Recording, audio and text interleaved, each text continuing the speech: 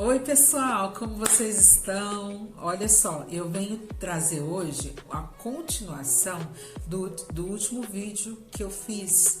E nós estamos na semana da Páscoa, né? E eu quero passar para você uma mensagem, como eu disse no outro vídeo, não só mais uma mensagem, mas que seja uma mensagem que fala ao seu coração.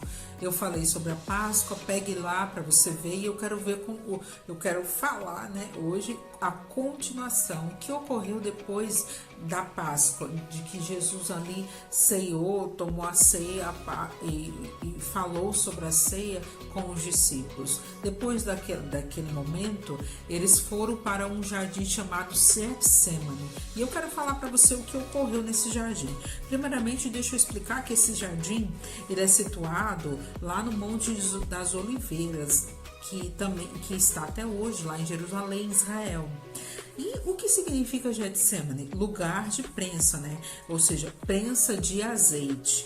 Local onde esmagava-se o fruto para conseguir o suco, né? Então, ou seja, era um lugar de prensa, de esmagamento. Era um lugar bem representativo para o momento que Jesus estava passando, porque realmente Jesus iria passar por uma prensa, ou seja, ele iria ali ser moído, ele iria ali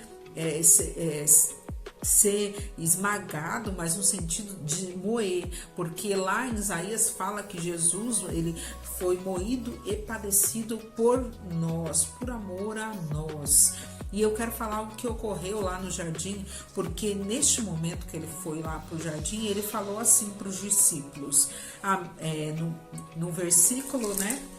No capítulo 26, versículo 38.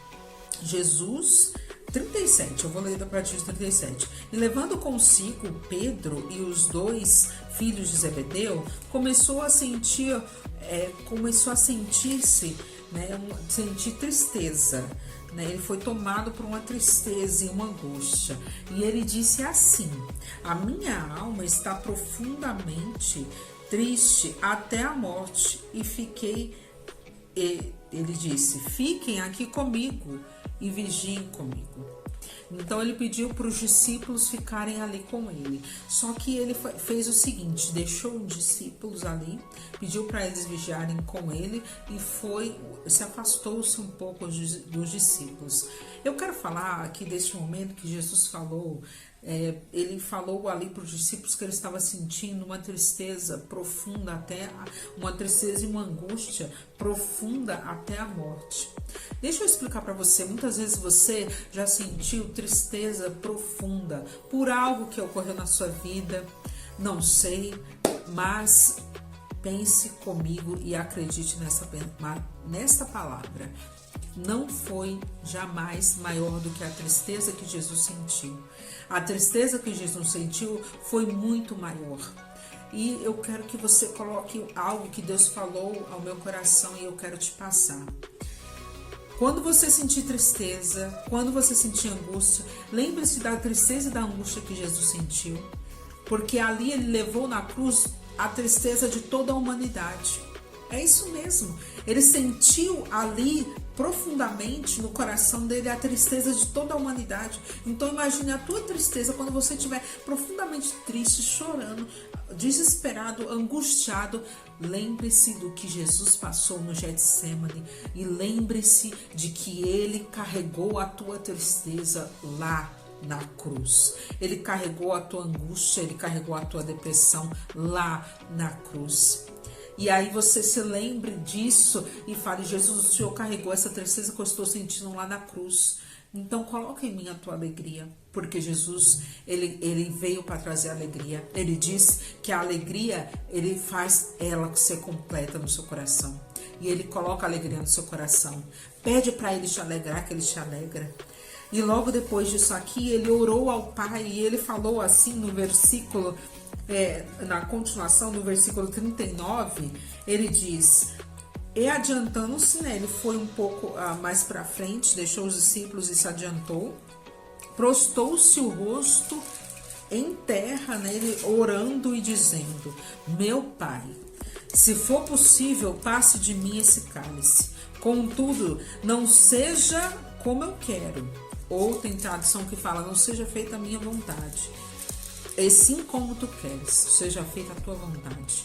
E quando você lê isso aqui, você pensa assim, nossa, Jesus ele estava tão angustiado, tão triste que ele falou isso com Jesus, porque ele não queria passar por aquele sofrimento da cruz, por aquela, o que eu falo, o sofrimento é o físico. Muitas pessoas pensam assim, eu também já pensei assim, que é porque ele não queria passar por aquele sofrimento físico, né, de morrer lá na cruz. Mas não é isso que significa. O significado disso é mais profundo. Esse aqui, passa de mim esse cálice. Esse passa de mim esse cálice era que ele não queria sentir, como está aqui escrito, que eu quero falar para você, algo que eu estudei e eu encontrei aqui para falar no estudo que eu fiz, para falar para você mais profundamente, que Jesus ele estava horrorizado com o momento da morte que ele iria ter que passar, de suportar a ira do Pai. Ou seja, por que a ira de Deus? Por quê? Porque Jesus tomou sobre si todos os seus pecados, os seus e os meus, e de toda a humanidade.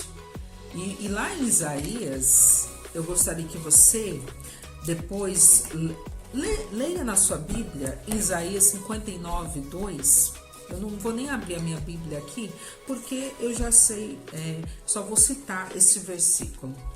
E aqui está escrito que a iniquidade faz separação, Isaías 59, 2, tá bom? Versículo 2. Que a separação, que o pecado faz separação entre nós e Deus. Ou seja, Jesus, tomando o pecado de toda a humanidade, iria fazer uma separação entre ele e Deus.